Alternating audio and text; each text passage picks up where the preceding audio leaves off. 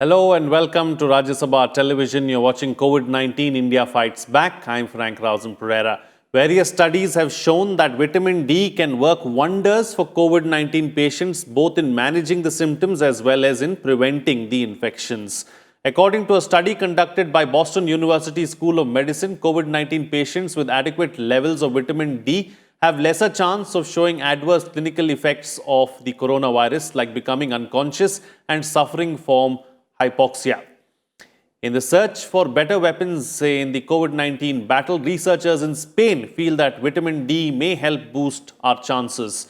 The Spanish researchers propose that the activation of the vitamin D receptors may have beneficial effects in acute respiratory disorder syndrome by decreasing the pro-inflammatory response in the body during an infection. Meanwhile, researchers at the Queen Mary University of London are conducting trials to test whether the intake of vitamin D can help in fighting the novel coronavirus and other diseases. In this edition of India Fights Back, we will analyze the role of vitamin D in tackling COVID-19. Joining me on the program today are Dr. Saptarishi Bhattacharya, Head Department of Endocrinology, Max Super Speciality Hospital; Dr. Karan Madan, Associate Professor, Department of Pulmonary Medicine and Sleep Disorders, AIMS; and Dr. Rajiv Das Gupta, Chairperson, Center of Social Medicine and Community Health, JNU. Thank you to all my guests for joining me on this edition of COVID-19 India Fights Back. All right, let me begin the program first with you, Dr. Bhattacharya. Let's try and understand, of course, and try and figure out why vitamin D is suddenly so talked about over the last couple of weeks or so as far as COVID-19 is concerned. See, vitamin D deficiency is very prevalent. It's the prevalence of vitamin D deficiency in India is around 70 to 80% in community-based studies.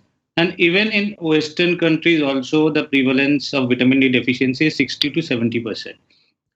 Vitamin D has been associated with multiple disorders, but most strong association till now remains with musculoskeletal disorders only. There have been earlier studies where it has been shown that influenza, tuberculosis, acute respiratory tract infection due to other causes, so pneumonia, so these all have been linked to vitamin D deficiency, but these are more of association studies.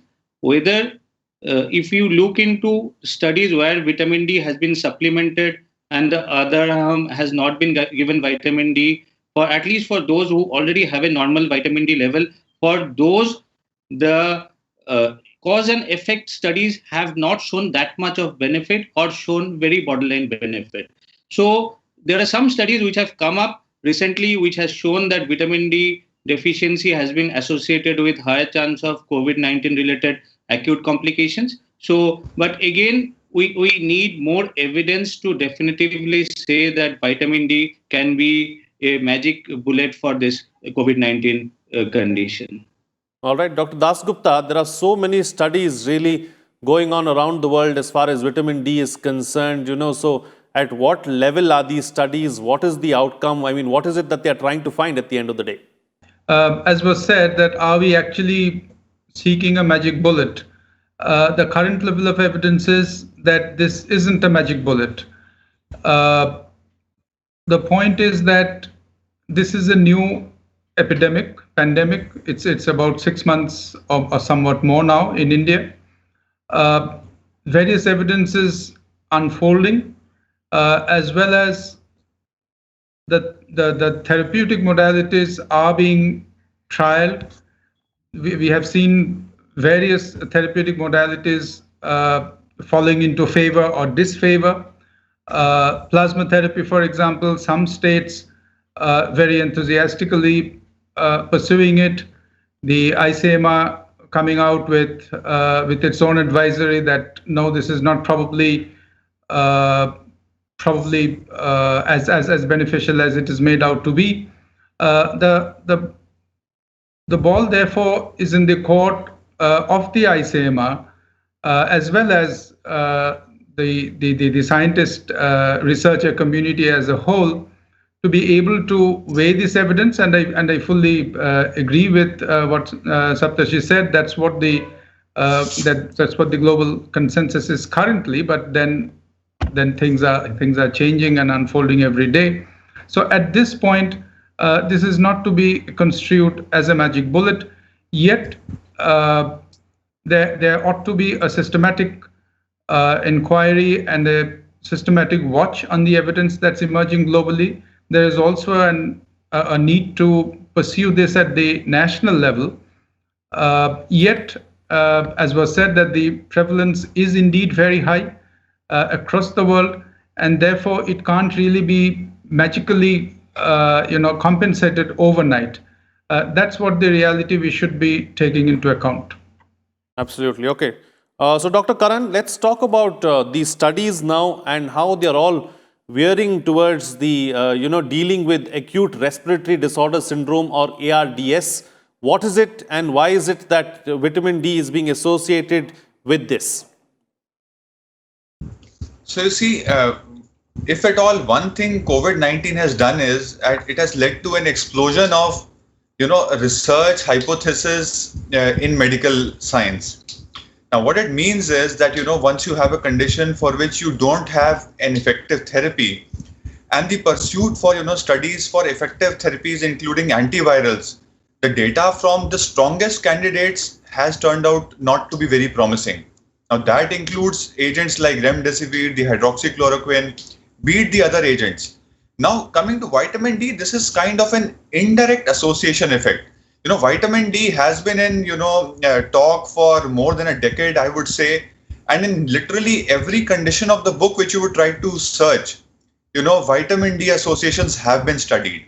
And as, was nicely highlighted by Dr. Saptarishi, that studies in which, are direct, a randomized control study in which, one arm gets vitamin D supplementation, other doesn't, in a setting of vitamin D deficiency and seeing what are their outcomes. That kind of hard data is actually lacking. So I think what we can say is, vitamin D may be an indicator of a, better nutritional status, although, people who are well nourished also might be vitamin D deficient.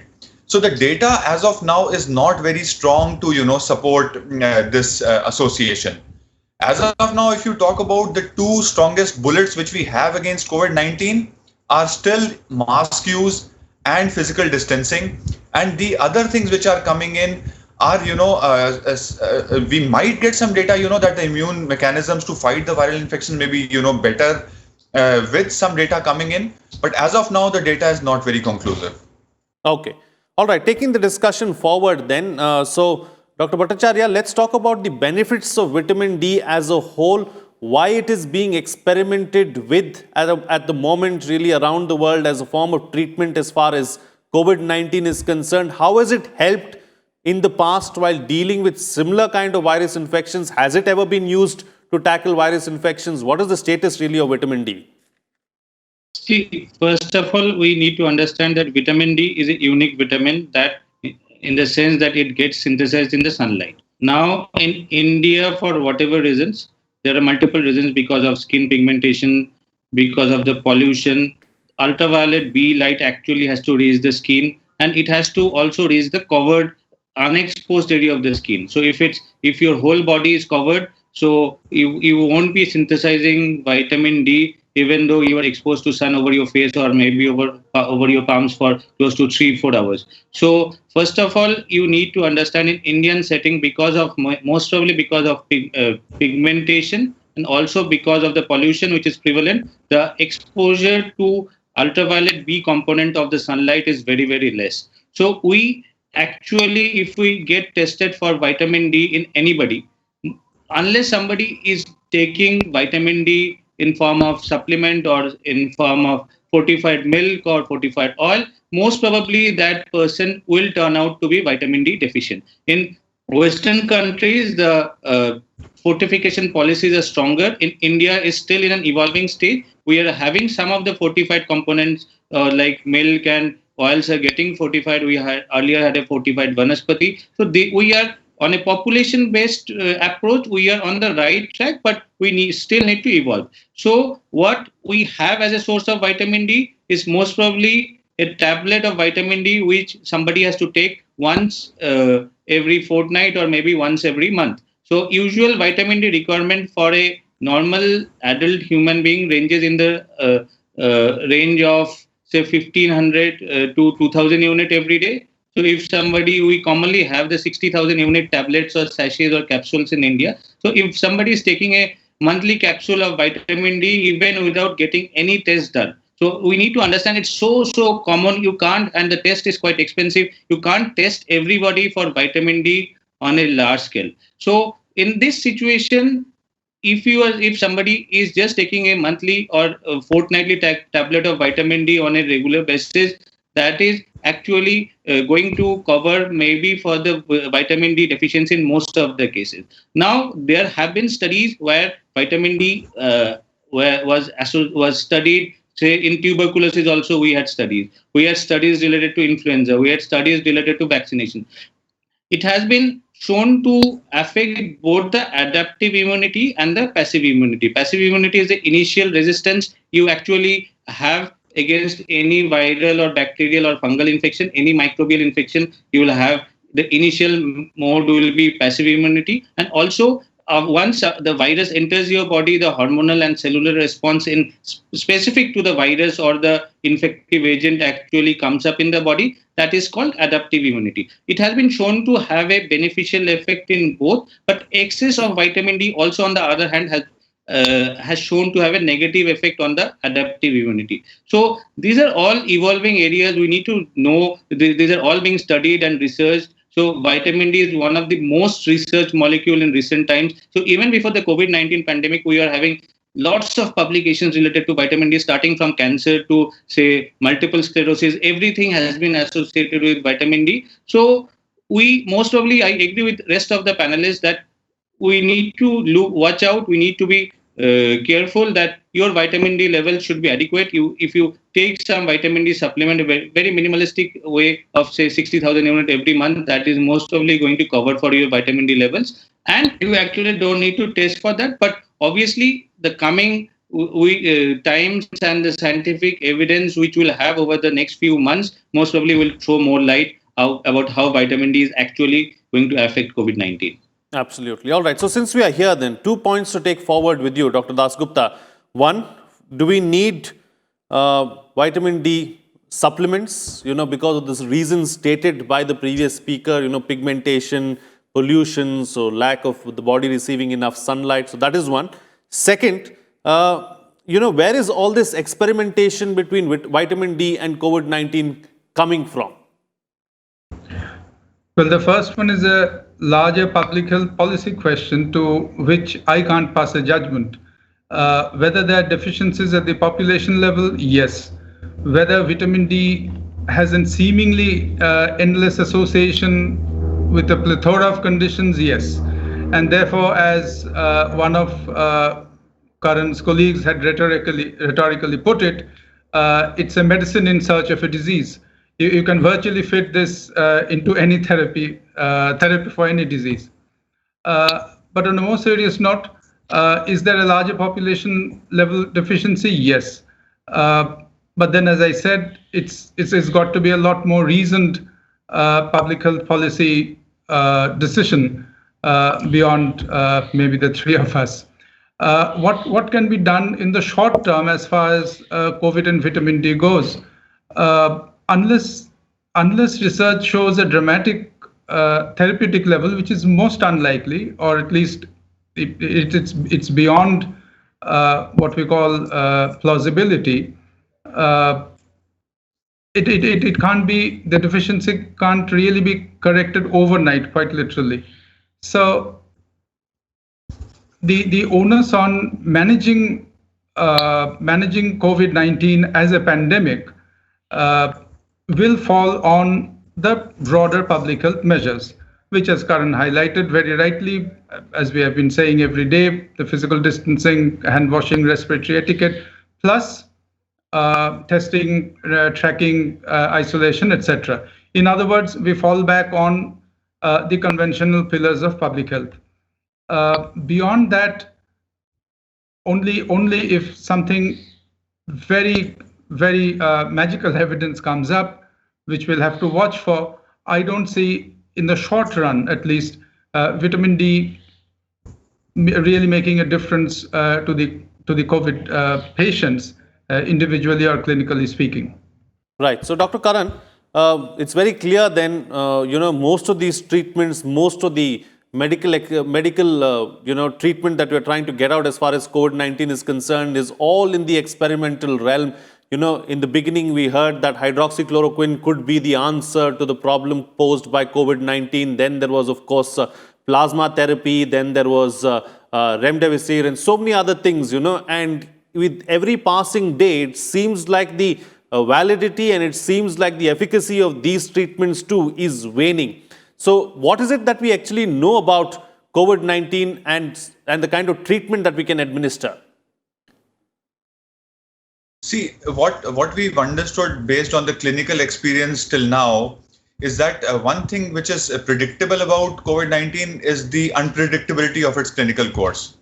And the treatment-wise, the evidence which has emerged is for steroids, that in patients who have a moderate to a severe illness, who have low levels of oxygen, administration of steroids definitely has a role in cutting down the severity of the illness and having effect on clinical outcomes. Apart from that, the use of other treatments is given on a case-to-case basis, and as we are getting the updates, strong evidence to support any of those treatments is actually lacking as of now. One more thing which we've understood from this discussion is that we have a lot of talk now on pollution, and effects on anticipated surges in pollution, which may have some impact on COVID disease severity and symptoms in patients. And what we heard was that another indirect effect of high pollution levels is that you have a reduced exposure to the component of the sunlight, which may be responsible for vitamin D synthesis in your body. So in a way, the talk which we are having on vitamin D has an indirect link to pollution also. So I think in the short term of the few months which we are looking ahead of us, I think pollution mitigation is also one of the important things in front of us. And we are also keeping our fingers crossed at how the cold weather and the high pollution season would have an impact on the COVID-19 patients.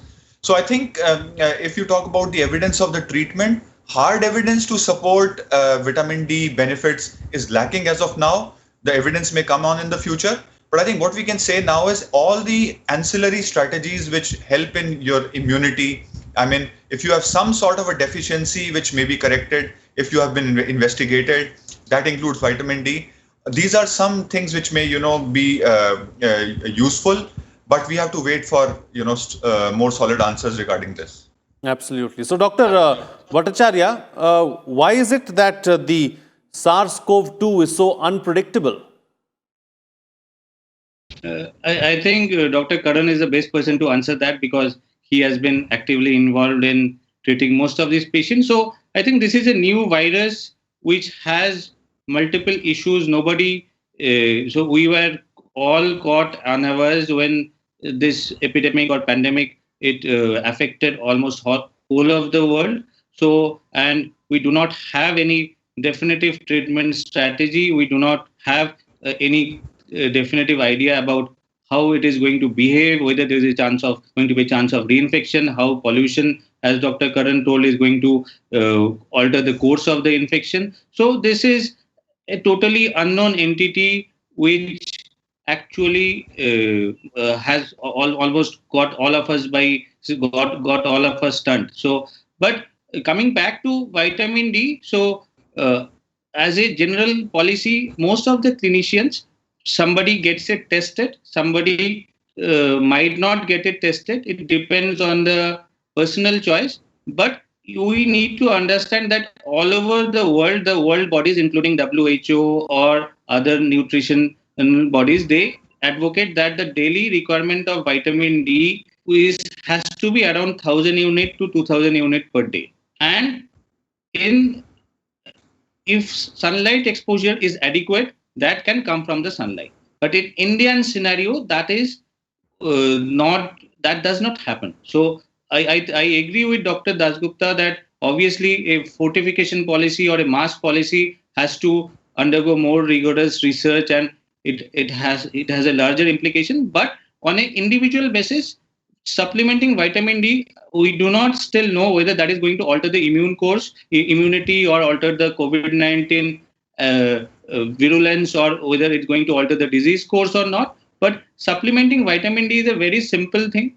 So if you supplement vitamin D in a very small dosage, which is actually the recommended dietary allowance of around 1000 unit to 1500 unit per day, so that is not going to cause any harm. It's a very safe policy. Obviously, there are sometimes we see situations where somebody has taken a very huge large of vitamin D and gone into vitamin D intoxication. So these situations clinically should be avoided.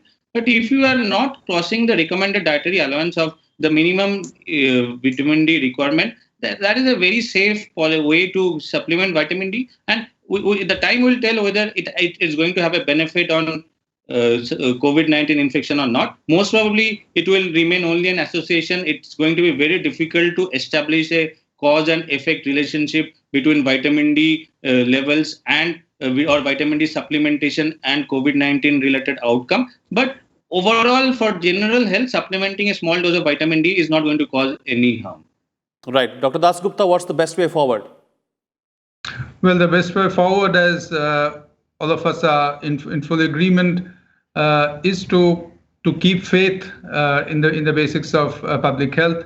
As time goes, we are witnessing challenges which are fatalism, fatigue, and certainly the festivals.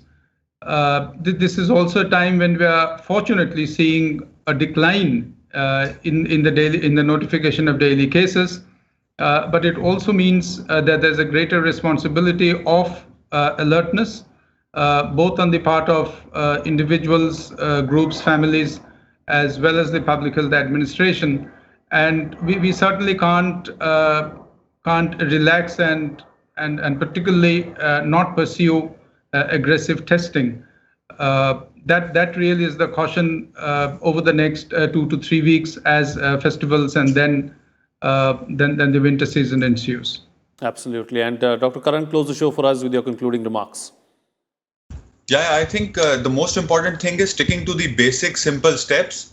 I think it should be a change of habit and a change of culture in a way that you are wearing a mask, maintaining social distance, and these things become even more important as the cold season is approaching in. Because we have the concerns of, probable increased virus survival during these times. How the transmissibility and the infectivity factor is going to change or increase is also a matter of concern.